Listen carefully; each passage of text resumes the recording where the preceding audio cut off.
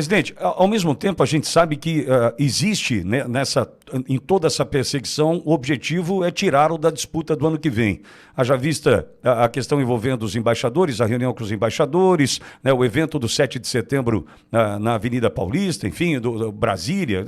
A gente vem acompanhando as narrativas construídas e a tentativa de tirá-lo de fato do páreo em 2026. E eu defendo, presidente, é uma defesa do Pittori, né, que se o senhor não estiver no páreo ano que vem, por uma decisão própria, o senhor tomou a decisão de não estar e indicar alguém, né? Aí é uma decisão do senhor. Agora, caso de fato venha persistir a decisão de mantê-lo fora do páreo por algo que não se sustenta, entendo que é uma eleição que perde sentido para nós, presidente. Para mim, é uma negação à democracia. O que é a democracia? Ela é materializada pelo voto, auditável e com contagem pública. Assim se faz a eleição. Lá atrás, você pode ver, em 82, apesar da reação que as Forças Armadas tinham para com o Brizola, ele foi eleito governador do Rio de Janeiro. E foi respeitado tudo isso aí. Agora, o contrário, você pode ver as pesquisas, sempre bota um pé atrás no tocante à pesquisa. Mas aí as pesquisas estão me dando eu, o mais competitivo, e derrotando o Lula por ocasião das eleições. Depois vem os outros nomes ali para baixo. Então, tirar a gente do páreo por intermédio de inelegibilidades ou condenações absurdas, isso é conhecido como lawfare, ou seja, o ativismo judicial. Aconteceu na França, a Marine Le Pen está inelegível acho, por 5 anos, na Romênia a mesma coisa, nos Estados Unidos quase conseguiram tirar o Trump do, da cena eleitoral, e comigo aqui no Brasil. E não é só comigo, outras pessoas também, como por exemplo o Eduardo Bolsonaro, talvez ele tenha dificuldade, porque ele está no inquérito. Depois que ele resolveu ficar nos Estados Unidos, quando ele resolveu ficar em definitivo, no mesmo dia o PGR falou que tinha nada contra ele, o ministro Alexandre de Moraes arquivou, não tinha nada contra ele, mas nos dias seguintes, depois, quando ele começou a falar das possibilidades de sanções aqui no Brasil, para quem não respeita a liberdade de expressão, e também pelo fato de eu ter mandado recurso meu para ele, ele foi incluído no inquérito específico para ele. Ele está tentando contra o Estado Democrático de Direito, conspirando contra instituições aqui no Brasil. 12 anos de cadeia. Ou seja, não sabe o que vai acontecer com ele, mas ele pode se tornar inelegível. Assim como outros 25 parlamentares, né?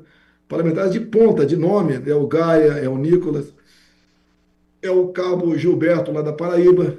São 25 nomes, por ocupar a tribuna da Câmara, estão em inquéritos, lá daqueles inquéritos lá específicos do ministro relator, né? Então eles podem, mais tarde, um pouco, ser condenados, essas pessoas, não vão para a cadeia, mas enquanto estiver valendo aquele prazo da condenação, ele perde os direitos políticos, não disputa nada. Presidente, coincidentemente, muitos dos nomes já sinalizados, inclusive pelo senhor, para uma disputa para um Senado em 2026, né? Esse último nome foi do Carlos, né? Eu conversei com ele, eu falo pelo PL, eu não falo para outros partidos, não, tá?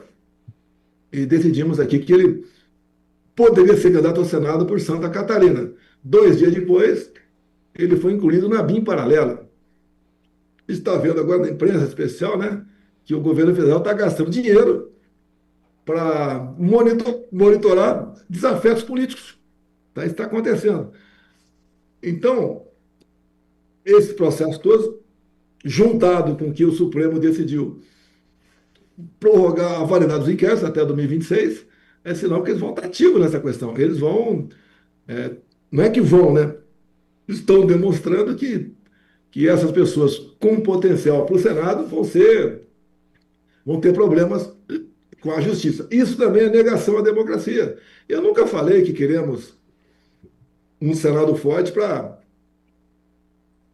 qualquer outra medida de força. Eu quero um Senado forte para reequilibrar os poderes e que nós possamos falar, então, que o Brasil é um país democrático, que vai respeitar a sua Constituição, que a liberdade de expressão será respeitada. Tá? que essa liberdade junto às mídias sociais seja para valer. Você pode ver, você pega um blogueiro qualquer, ou ativista aí, né? Se ele começar a escrever coisas que não condiz com a realidade, o pessoal abandona, como nós temos várias pessoas que foram abandonadas, mudaram de lado, né, sem motivo nenhum, e foram abandonadas. Agora, os outros, que têm uma certa coerência, né, vão ser mais do que mantidos, vão ser fortalecidos. É isso que Presidente, nós queremos. A democracia é a convivência pacífica de opiniões contrárias. Presidente, o senhor mencionou na saída do governo que o governo Lula cairia de podre.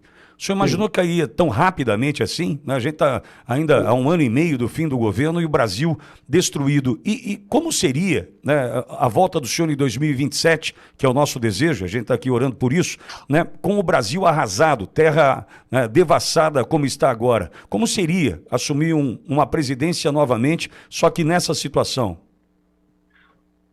Duas coisas, né? Só não caiu de podre há mais tempo, porque tinha muita gordura do nosso governo. Deixamos muita coisa contratada. A economia no verde. Entregamos o governo com 54 bilhões em caixa. Ou seja, isso tudo fez que o governo tivesse uma sobrevida. Hoje, por exemplo, né, o governo gastou, além do previsto, 300 bilhões de reais.